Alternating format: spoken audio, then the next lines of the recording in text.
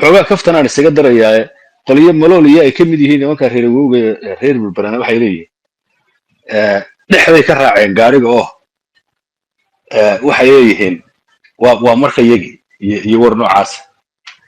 marka iyana halkan xisaab baa loola taagay waxa leeyahay horta nimaya weydinkii daawud ahaa gaariga horta goormaa soo fuushay xataa magu istaagin be miya ku soo boodeen isagoo halkii dawgii sheekh la laabanayo aadir break kolba yar qabanay kulmiye miya ahaydeen iyadan muuse u taageersanay oo 2015 dabayaaqadeedii soo fuulay gaariga saasaa la yar odhanaya laakiin waxay leeyihiin marka waa halka markaa ninka la yidhaahdo suldaan qabiille iyo carabka aad ugu adkaynaya oo dee dabcan haddii alla ka dhigayo marka muuse qudhiisuna inuu arrintaa qudheeda haddii alla ka dhigayo la qabo oo odaygu dee madaxweynihii dalkana waa ahaa haddana ceeb anagu uma aqaano odaygu nin qabiiliya wey waa nin runtii tolnimada aad iyo aad ugu dhinto oo dadka tolka in la isku wado oo masaalixda iyo danaha qabaligaa in la ilaaliyo aad iyo aad u aaminsan weligiiba arrin xunna ma ah oo dhaqanka soomaalida ninka sifaadka leh soomaalidu maba ceebayso inkastoo aanay ahayn arrin la jaan qaadi karta arrimaha dawliga iyo siyaasaddan casriga ah especially haddii miiqaankaas kale la gaaro marka meesha hadda imika xisaabtu iska qaban laadahay maxamed kaahin axmed iyo muuse biixi oo rag saaxiiba ah aad u soo wada dagaalamay siyaasadda somaliland dhowr iyo 30 sannadood meel ka wada ridanayay wada socday weliba dadka qaar ay yidhaahdaan maxamed kaahin odayga aad iyo aad buu sacrifice fara badan ugu sameeyey inuu dhiso la shaqeeyo meeshan yimaado intii uu joogay la shaqeeyo damacaan u yeelan mar kale ka ogolaada inuu dib isu sharaxo arrinkaasina meel buu yaallaa waa waaqac iyo xaqaa'iq horteenna yaalla arrintan kale ee imakaan ka hadlaya ee ah waa fulle haddaynu nahay nimankii gabiley nimankii berberaa xaray si tolnimadii iyo masaalixdii guud iyo danihii qabaliga ahaa ee guud laysugu sii wado oo aynaan u kala tegin oo loo dildilaaco iman aynu haddii alla ka dhigayo bahalka xaggaa isu dhaafin halkaa waxaa laga yara daba tegayaa sidoo kale dee qoladani haddii alla ka dhigayo waa malool iyo nimankan odayaasha reer awowga dee dawladdiina waa kuwan gurada hore gale de waa nimanka maanta mashiinka xukuumaddan hadda iminka jirta taayirka gaari wareegaya iyaga mashiinka dhaqaajinaya wey marka inaanay halkaa ku wada libdhin oo awooddooda aanay halkaa isugu wada biyo shubanin oo haddii alla ka dhigayo dee madaxweyne ciro isaga qudhiisu nin reer berberaa isaga iyo deegaanka hoose uu kasoo jeedaaba arrinku halkaa inaanu isugu biyo shuban oo xoogaa waa laga sii yar daba tegayaa oo tolka weli dee laysku sii wado marka arrintani waa doodo siyaasi ah ayaa xusbiga ka dhex socda waxbaa iswaafiqila waa laga yaabaa rag badan inay qabaan udhiyo ninka odayga ee maxamed kaahin axmed nin aynu wax badan dhihi karna maaha waana sababta raggii xilkaska ahaa ee aqoonta lahaa ee siyaasiyiinta ahaa ee soo jireenka ahaa ee beeshan iminka subeer awal oo kale keentay inay maanta meesha soo wada istaagaan oo garabkiisa yimaada because rag macnaha arrimaha qaar dee liqi karaya maaha waxaa u diidaya maaragtaanay dee gobonnimadaa u diidaysa iyo maaragtaanay nimay sidaa haddii alla ka dhigayo mar qura u dhihi karaan halaga dejiyo gaarigan uu wadaha ka yahay maaha laakiin dadkii caadiga ahaa ee shacbiga ahaa oo arkaya dee isbeddelkii hore haddii alla ka dhigayo weli haddii alla ka dhigayo dhacay usii muuqdo iminkana isla xaggee loo socdaa isweydiinaya dee fariinta keliya ay inoo soo gudbiyaan hadda iminka ama dhagahooda ka guuxaysa waxa weeye xusbigan annagaa la soo baxanay maxamed kaahinna dee wuxuu ka soo jeedaa ama haddii alla keliya ka mid yahay odayaashii meesha la yidhahda cilif weyn ka hadlay ee yidhi xusbigaa kaah aynu la soo baxnay madaxweynaha dalkana ninkaa cire la yidhahda aynu u doorano 13 November marka istiidooyin fara badan baa jira waxay u baahan tahay oo ninka la yidhaahda nabiilow kani adag iyo nin adag unba maanta aan ku bariiqan karin tan marka kolley imtixaanka ugu adag wuxuu hor yaallaa madaxweynihii hore ee somaliland Muuse Biixi Cabdi ma wuxuu noqon doonaa nin isagoo madaxweyne dalkan ka soo noqday ee qaamkii ugu sarreeyay ka gaaray nin jecel iyo nin necebba ah maanta madaxweynihii hore jamhuuriyadda somaliland ciidda iyo calankii dadkiisuba ixtiraam weyn u hayaan ma nin dib u loolamo oo u yoolyooltamo oo haddii alla ka dhigayo saaxiibkii maxamed kaahin axmed gadaanka la qabsada ama gaariga steerika la qabsada buu noqon doonaa isagoo arrintaa imakaan ka hadlayay ka tegi kari waayo oo reerka isku wada oday reer noqo mise haddii alla ka dhigayo dee in halkaa waaba ka sarreeya madaxweynihii dalkuu noqdee nin bannaankiisa arrimaha xusbiyada oo dhan ka jooga oo galabtii la qaxweeye daahir riyaala iyo axmed yuusuf yaasiin iyo cabdiraxmaan aw cali faarax iyo xasan ciise jaamac iyo uu xanuunsanayaa allah caafiye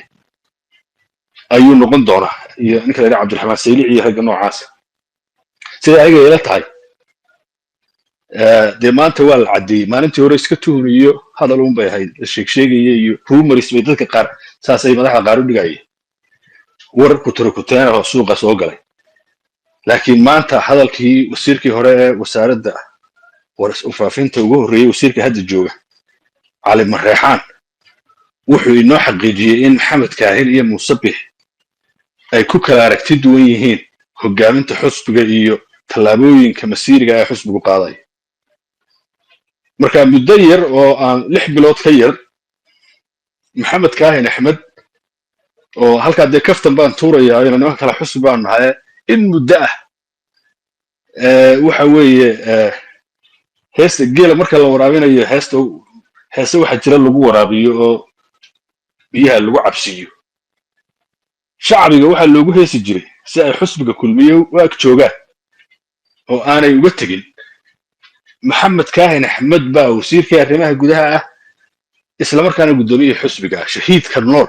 magacaas weyn ee miisaankana la isticmaali jiray taariikhda somaliland marka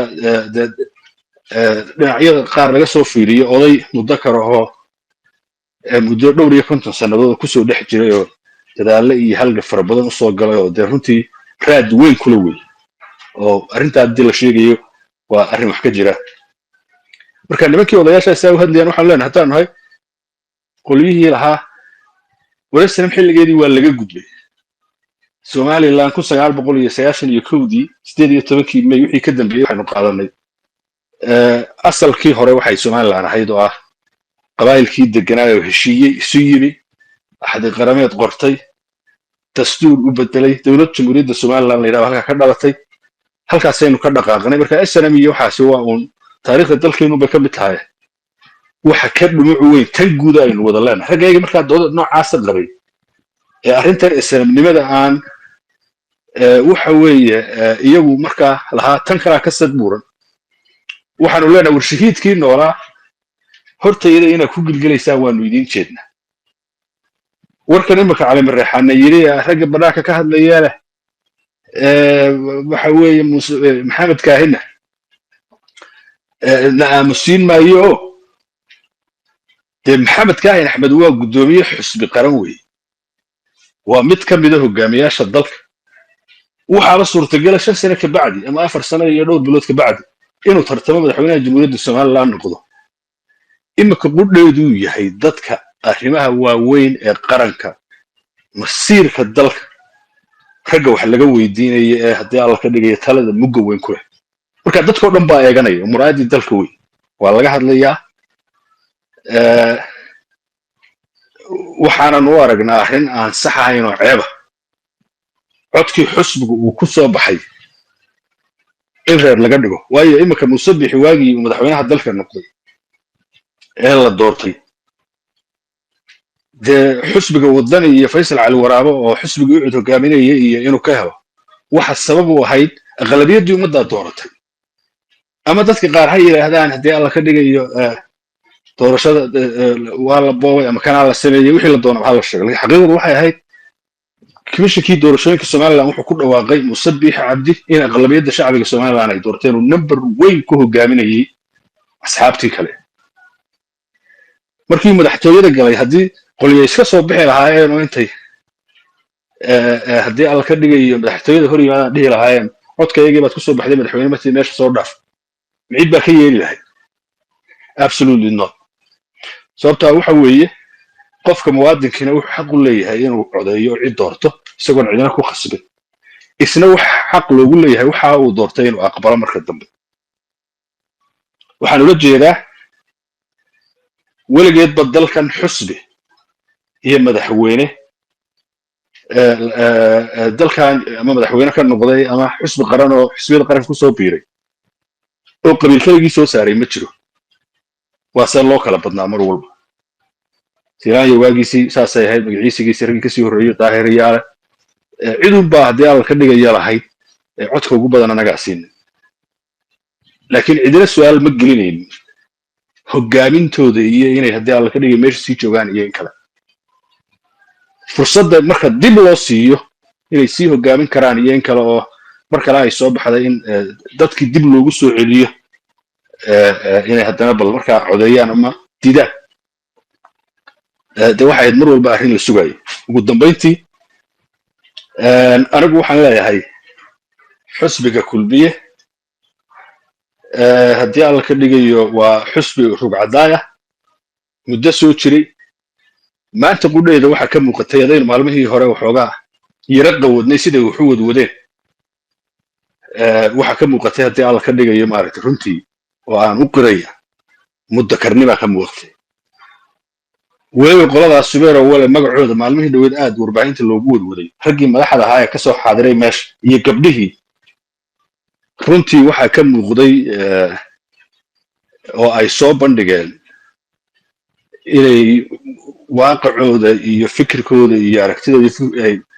inuu ka sarreeyo wixii maalintii dhaweed aynu arkayn oo ay yihiin dad u bisil xusbinimada la shaqaynaya guddoomiyahoodii ay markii horeba doorteen iminkana diyaar oo wuxuu dhexdooda inay dhammaystaan marka taasi bogaadin bay mudan tahay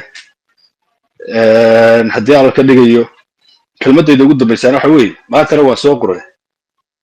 dee xusbiga kulmiye wuxuu u baahan yahay ilaa iyo hadda waxaad moodaa inaanay geerkii ay geliyeen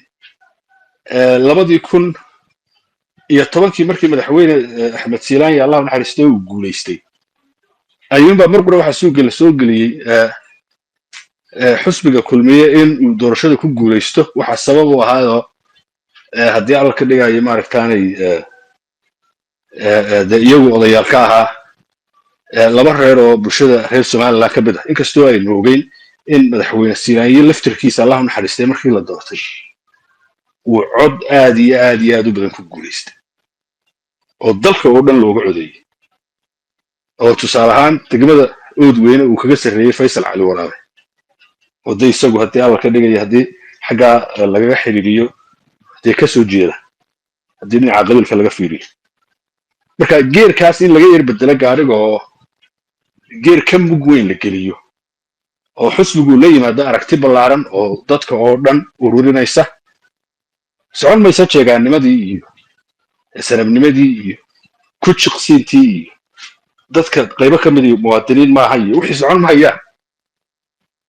derbiga waa tii aynu madaxa kusoo dhufannay aynu soo taabanay iminka waxaa loo baahan yahay xusbigu inuu dee taladiisa dib u baandheeyo turubka dib u baandheeyo dib u fadhiisto wixii ka khaldamay soxo marka talada saxda ah anigu aan siinaya ee weliba nasteexaya waxa weeye xusbiga gobashiisa ballaariya way kooban tahay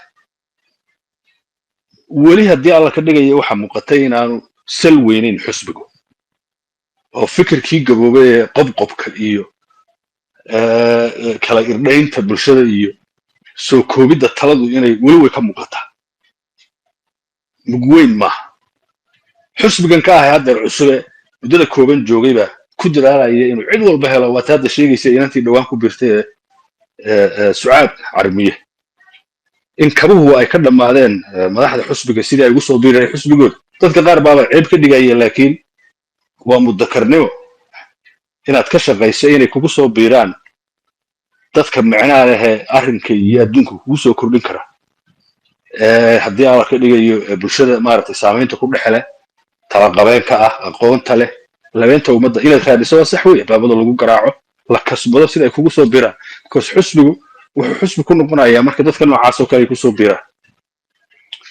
marka kulmiye turubka inaga baandheeya qolada iyada haddii alla ka dhigayo dee suldaanku ilan waana suldaan siyaasadana wuu isaga jiraa ama wuu xiiseeyaa waa nin falanqeeya haddana dee haddii alla ka dhigayo nin dhaqan weeye marka haddiiba arrinku dhaqan noqdo oo aan hadda imanka koofiyaddaas iyo cimaamadaas soo qaato qolada xaggooda lay aanaynayo markaanu maalin dhaweed aragnay maxamed kaahin oo afhayeenkii xusbiga u magacaabay mid allihiiba aan la yihahdo xaggeyaga ka yimi dee waxaan xusbigu weli miyaanu dagaalkii joojin talo wuxuu u dan leeyahy oo ilan haddii alka rag badan oo ku soo bixi lahaa afhayeennimada xusbiga oo xusbiga dad u keeni lahaayo tala keeni lahaayo ragga lolomi lahaayo micno leh oo maalinta haddii alla ka dhigaya marka waatan odaygii la yargedgelaye loo baahda in magaaladii hargeyso halkan caasimadda dee waxoogaa cagaa dhulka laysugu dhufanayaaye bulshadii lasoo kiciyo dadka dhex iman karaya marka guddoomiyahana waxaanu leenahay bal waxoogaa iyo ragga dee talada la goynayaba meesha u istaagtaan cid walba way idin arkayaan haddii dadku mayn dhalee ilaahay bay tiisa tahay waraad baan idin salaamaya war malol soo dhawowgtay kaftan buu soo dhexgeliyo arrimo tarqeen ka hadlo salaamayna abtiir soo dhawow kaftan ka ku tahay meeq suudaanku wuxuu reer berberaaqadu bay ahay warunta udubde wuxuu ahaa nation buu ahaa xisbi khadab maasha Allah ahaa laakiin ninkii jeebada gasay xisbiga ilaahay wada u tuuray suudaanku uu garanayaa markii dambe Boortiga markii loo koray yaanu reer galbeedha mar noqon wax noqon reer wagar baan tagay moogti ma taas waa kaftan moogti because meelaan ku hadhan weyne moogti meelaan ku xisbiga weynaa sharafta lahaa mar hadii ay kaash gareystay ay kaash gareysteen reer ormayne shakhsiyaad haay faano reer gacan baahi xagaan ku hadha waa inaanu markaa haygaade galabina taas waa taas niyo arrintan gudoomiyaha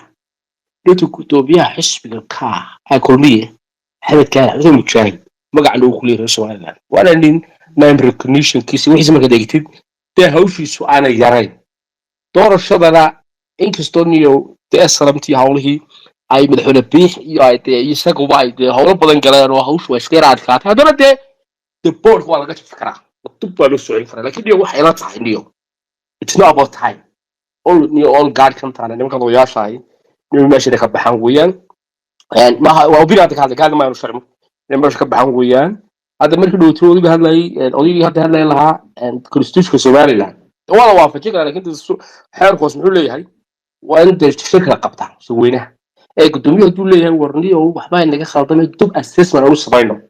oo inuu eegno oo dood la fahmi karo laakiin laba sano niyo waa too much ilaa waran jecel at least a year 6 months 8 months waxba aan leeyahay dooddaas waa dood furan isagoo maanta uu ka hadlay si wanaagsan uu ka hadlay arrinta cali marreexaan cali marreexaan oday weyn iyo si wanaagsan uu hadlay oo hadalku midaas ku koobayba inta wixii la isku keeno oo laga wada tashto oo la falanqeeyo hawlaha la dhameeyo dabatan la yiraahdo niyo hala laakiin iyo xisbigu waa xisbi weyn hawlo negative badan buu leeyahay positive buu leeyahay hawlo badan buu leeyahay mujaahidiin baa soo dhashay naxariisto Ahmed Maxamuud Salaam ducaanino hawlo weyn oo ka qabtay Muuse Biix baa soo hayay Adam Maxamed Faay baa jooga odayaal baa jooga laakiin iyo waxa la gaaray waqti new guard ama new fashion ka ama dadka fikirka cusub iyo waxa cusub leh madaxweynaha nabta waa 70 jir Maxamed Faay intii ka sii weyn Muuse Biix iska daalkiisaba kan loo baahnay iyo this all people has to go ina baxan weeyaan way aftiin helo qofka ugu badnaan konton weyn gaara konton iyo inuu professional leeyahay professional uu yahay oo uu leeyahay deemoofti Christmas presidents oo dadka la hadli karo oo base oo dhisi karo oo hawlo badan u gali karo taas wataas waa ugu soo yoqsaab intaas malalo inaad horta waad iga qoslisay wadada dib ku socdaa wadada dib bal may والرسية عرة نيك عرة عبد الرسية هذا القضية هذا الوطنية القضية هذا الوطنية ما يقول بوبي ديبولكت تادو كود السنة يعرف واكاس وعرف مودين ساعة أنا كسر وده الري والله لا كسر ولا دري ورنا أنا بقول أنا يا ما بني كا ماركتي سمير على سي باش نسكب على سكرين أما أنا كسر أنا بالانس ببانته ها ما يوك سلام ما أدب ما استعب بالله وضيق السودان كنا وكاه هي أنتبه أن احتلانته وضوي السلام يا النبيل يولاري لما السودان كي قيادة ملول إن حسبي كلمية إن نقول لبض قرب دوين لا شيء قلت قرب والله يقانا وقرب كجنبيها موت قرب كلا إما كان دقيستي أحمد أوضي علي مرحان وذا المجالي يدم مو صافين ورك لكن أوضي بس عديي مدحويني وهذا يقول جيس حسبي اللي هو شريه مركا قرب كلا دوا مدحويني هذا ويان ساسين دي مكباش يكو عده هجانكي حسبي دي نعبو شوغا ونالكني دي قدومي كحوينكي كي لباد كي سدحاد مدى قدومي كحوينكي أفراد وساجنا ومسبيحي دي مدحوينكيسي مرشحي هوا مقن halka marka waxaad muddo inay ka cad tahay in saajin iyo biixi ay rabaan inay doorashada 2009 ka tartamaan odayaashu mar labaad tijaabiyaan moogti doorka wada waxba odayaasha ka khaldamay waxbay dib saxayaan adniinta markan ka yimaado xisbiga kulmiye doorto xisbi guuna taariikh weyn leh meeshu ka soo bilaabay la garanayo hogaamiyihii Allah raxmadi madaxweynaha hore dalka Axmed Silaanyo oday buu ka ahaa ummad intan ka badan siyaasiyiinta ka badan dee marbu dalkuba kulmiyaha ayuu isku waday dee juuq iyo jaaq lama dareemin laakiin 2017 xigtan bay xisbigan dee wuxuu iska sii noqday xisbi guuldarrooyin badan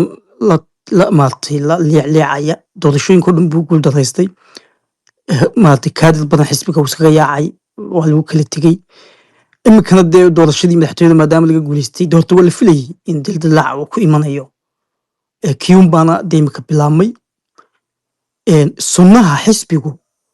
كلمية أحمد سلامي مرشح يقدومي يسكوها بيحي قدومي مرشح بيسكوها محمد كان ديما حجسنا يا حقنا ولين قدومي يمرشح والله وضع يسكوها وانا انتو مكاد مدة اني بهاشو اي هالكاي وحلا قد ديديا ان odag leeyahay ma gudoomiye wareejiyo murashaxo shaxdaasna waa shaxdii Faysal iyo Jamaal moogtay marka filin dooro loo soo daawaday marka gudoomiye taa uu faansan sharcina dib uu haystaa awoodii xisbigan uu haystaa hogaankina uu haystaa xaq buuna u leeyahay golaha shirka shirweynahana isaga inuu isagu qabtaa inuu isagu dib u dhigo awoodda iyo xeerka xisbiga ku qoran tahay awoodda isaga kale xilligu qabanayo shuruucda xisbigana inta badan waxa ka sareeya shuruucda guud ee dastuurka dalka iyo xeerarka guud ee lagu ilaalinayo xisbiyada oo guddiga diiwaangelinta xisbiyada ayaa iyana jirto ninka Samiro dood wacan baad wadaado raaliya inta ka dhaxla ka su'aal ka weydiiyay xisbiyada qaranka Soomaaliland marka loo nahay shuruuciyada dastuuriga gaar u gaaro xeer hoosaad bay leeyihiin sida wadani iyo ka iyo kulmiyo kala duwan aad bay kala duwan laakiin si guud marka qaranka iyo xisbiyada laga hadlayo dastuurkeena Soomaaliland oo dhan taas waa mid guud weeyaan halka inoo dhig doodayda waxay ku salaysan hoosta soo dhigay doorashada ugu dambeysay imika madaxtooyada ku qoran xeer hoosaadka 2020 xeer hoosaadkii la bedelay fiidiyooga waan soo dhigay hoosta master xinif baa ka hadlaya wadiyadii bedelay wixii oo dhan xeer hoosaadkaasi wuxuu sheegayaa doorashooyinka madaxtooyada gobolada iyo degmooyinka xisbiga kulmiye codadkay ka helaan in ergooyinka iyo shir guddoonka kale lagu xulayo halka la isku haystaa waa ergooyinka laakiin qodobka intaan loo tegin ba uu ka horwan shirka jawaabo